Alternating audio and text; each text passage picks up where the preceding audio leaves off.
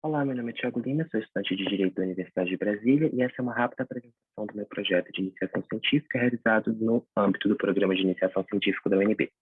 A minha pesquisa é intitulada O Alcance do Benefício de Prestação Continuada diante do conceito de pessoa com deficiência, uma discussão constitucional e principiológica.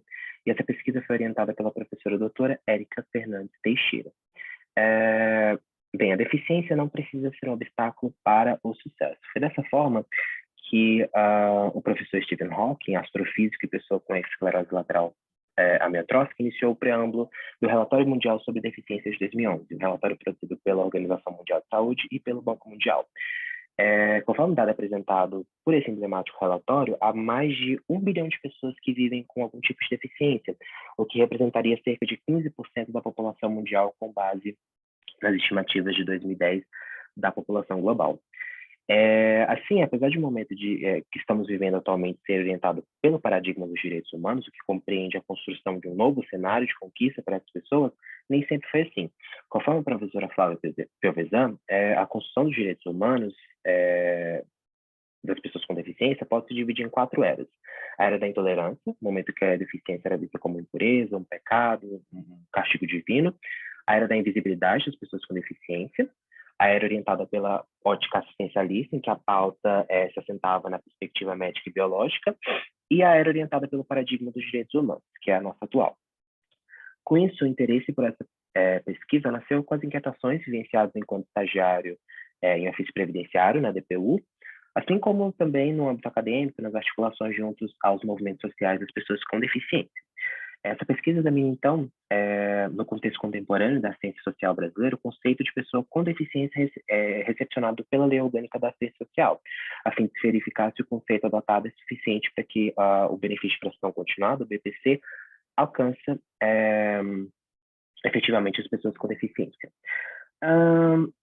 Falando um pouco sobre o problema, ao analisarmos a história, nós nos deparamos com as mais diversas problematizações que tratam sobre o conceito de pessoa com deficiência.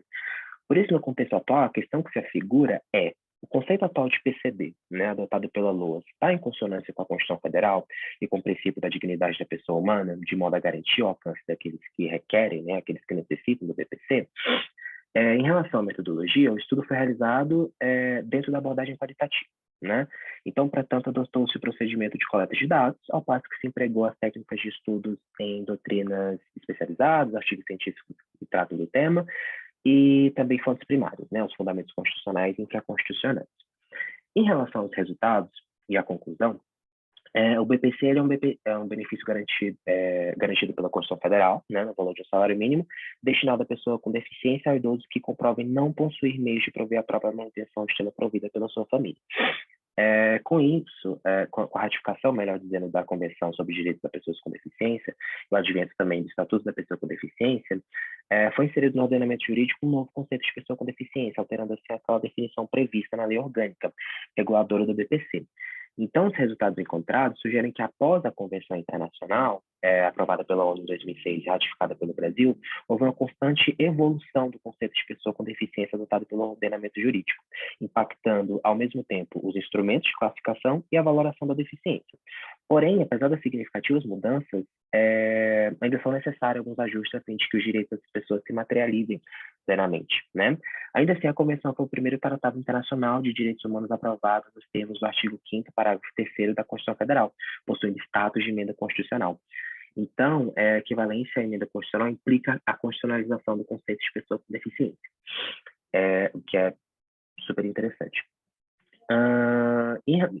Então, respondendo à pergunta principal da pesquisa, o que se verifica é que, além da constitucionalização do conceito de pessoa com deficiência, há sim respeito ao princípio da dignidade da pessoa humana, pois se trata de uma definição ampla que, por sua vez, tenta não descartar qualquer tipo de limitação que pode acometer ao indivíduo.